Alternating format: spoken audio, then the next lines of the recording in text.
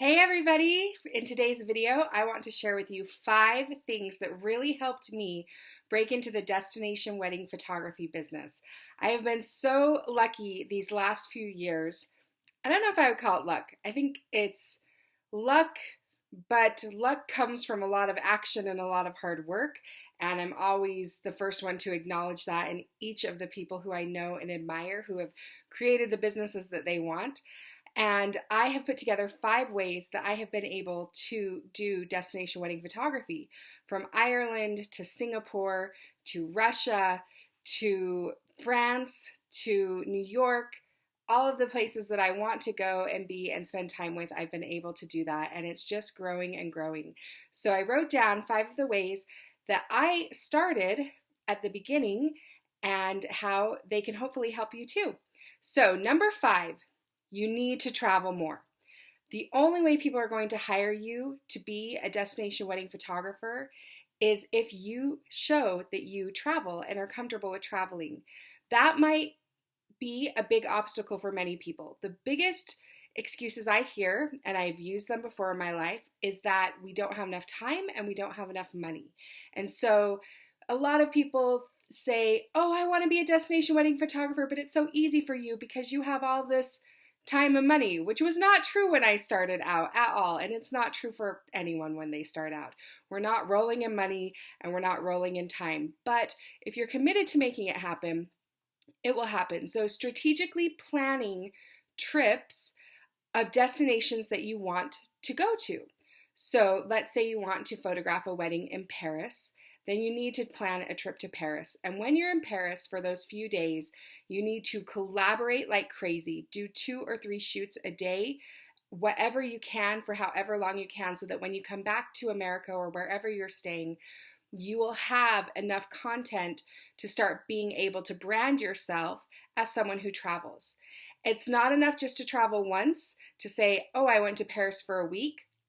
Now I'm ready to take on a wedding in Singapore or Bali.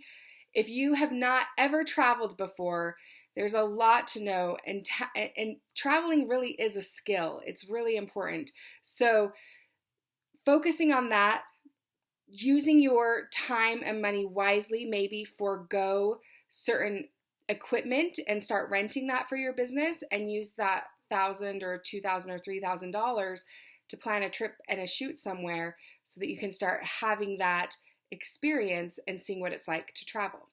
So number 5, you need to travel more, getting comfortable with it.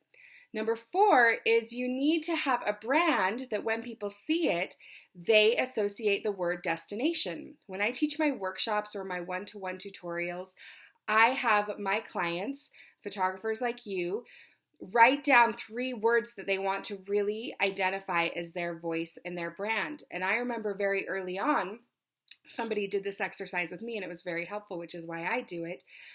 I put the word destination.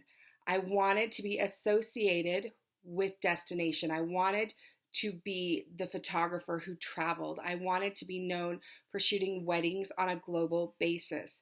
And so now photos that I post, blogs that I do, anything that I put out online,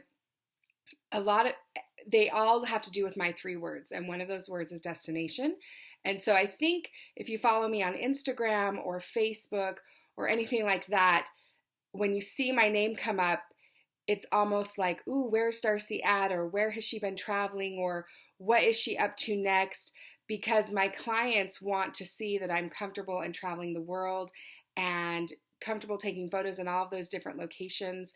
So building a brand that when people look at it, they think, I know how to travel.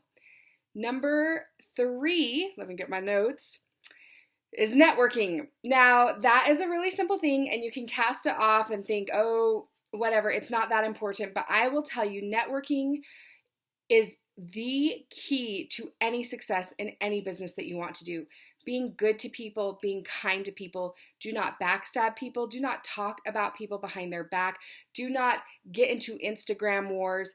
Do not post unkind things about people on Facebook. Somebody will screen shoot it and send it to the person that you're talking about. So don't ever do that.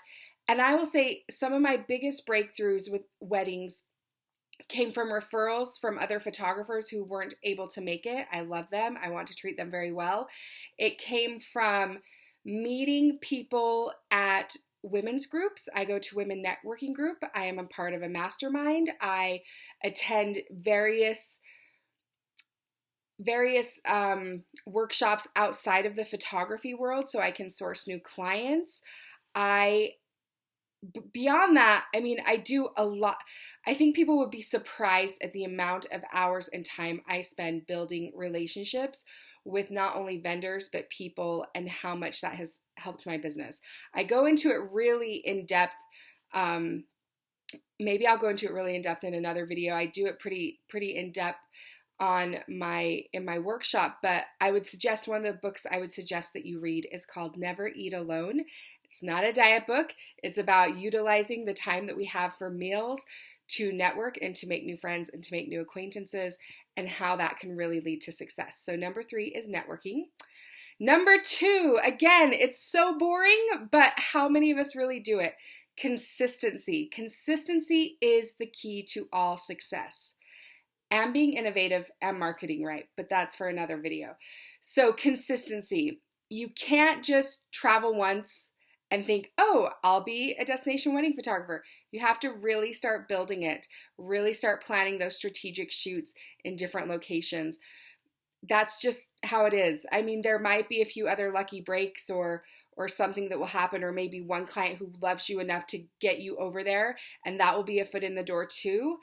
But I would say consistently traveling, consistently networking, consistently branding yourself every day as someone who travels and someone who has travel packaging, knowing how to price yourself, all of those things you need to be very consistent about. Let's see. And number 1, I know, hopefully this has been helpful. Number 1 is your frame of mind and your attitude. There are a lot of people in this world who look at what someone who's been doing this a lot longer than they have. You know, it's easy for me to look at someone like Annie Leibovitz and think, she was just lucky. She was just born at the right time when you could go on tour with musicians and shoot only black and white film, and it was just all luck for her, and I could never be like her because it's just too hard and those opportunities don't exist anymore, and she had freedoms that I don't and opportunities that I don't, and I'll just never be like Annie Leibovitz. So I have a lot of people who think like that, who approach me. And then there are people, hopefully like you and definitely like me, who look at Annie Leibovitz and think, oh, hell yeah, I can do that. If she did that, I can do that. I just have to be a good person, work consistently, work on my talent, become, a master at the camera, and then be smart about what I do. I have a daily practice I do every single morning where I go over my goals, because I have really big goals in life. I really want to accomplish a lot. I'm very driven. My photography business is just the tip of the iceberg. I'm still a baby at it in a lot of ways, but I've also learned a lot over the last 4 years of really doing it full-heartedly and putting in my 10,000 hours, if you know that reference. But I do certain things every single morning that it really puts me in the right frame of mind. It puts me with a good attitude. It helps me to keep my eye on the prize. It helps me not be competitive with people around me. A lot of times we can feel that energy from people that they don't like you or they hate you or they're jealous of you because you're being successful in ways they haven't learned how to be successful yet. I would say take all of those feelings and channel it into a hunger for knowledge and an assurance that if somebody else has accomplished it, you can accomplish it. But it does take having the right frame of mind, believing you can do it. And that doesn't just happen. We have to feed our brains. Everything out there is feeding our brains negativity. From magazine covers, if you're a woman, maybe that's something really hard, to the way television is feeding us, to the way fast food is trying to, feed us certain things. Our brain is constantly bombarded with decisions and choices of how to think, how to act, and how to be. And we have to really counteract that and really watch what thoughts we give into. I do not give into thoughts of, why am I not big yet? Or why do I not have 80,000 followers on Instagram yet? Or why? All those sad thoughts. Instead, I think, how can I earn an extra $10,000 a month this month and have fun?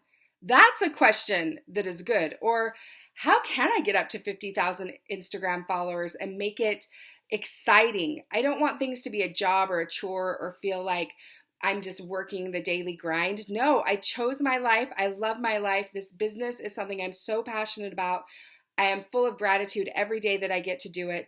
I know I'm only just beginning and that each year I'm going to get better and better and better. And that is something so exciting for me. So let's just review really quickly. Let me pull up my notes. So number 5, you need to travel. Number 4, you need to create a brand that says destination, that says that you travel. Number 3, you need to network with other photographers, clients, potential clients, wedding planners, all of those things. 2 is you need to be really consistent about putting out the type of work that you want to get hired for. And number 1 is having the right mindset to know that even if you're dead broke, even if you don't have the time, that you will find a way to make it happen. There's no going back. Like for me, if I want something enough, I freaking find a way to make it happen. I never let money or time, those are the 2 big ones, that's why I keep saying them, hold me back from doing something I want to do. I will find a way to make it happen. And that's how I think I've had such a successful business over the last few years. So if you have any more questions or follow-up or need me to clarify anything, please feel free to send me an email or leave a comment on this blog post and I will make sure to answer it. Thank you so much. Have a great day, everybody. Bye.